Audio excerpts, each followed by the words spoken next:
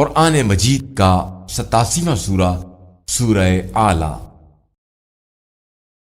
شروع نام سے اللہ کے جو بڑا مہربان نہایت رحم کرنے والا ہے۔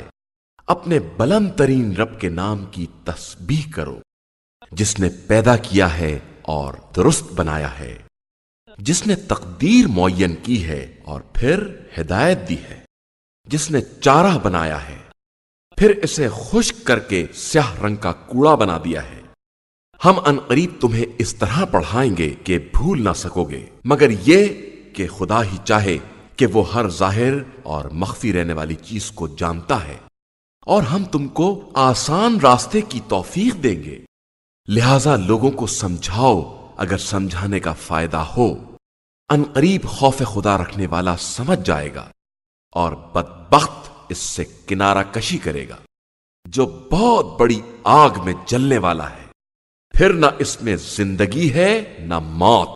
بے شک پاکیزہ رہنے والا کامیاب ہو گیا، جس نے اپنے رب کے نام کی تسبیح کی اور پھر نماز پڑھی۔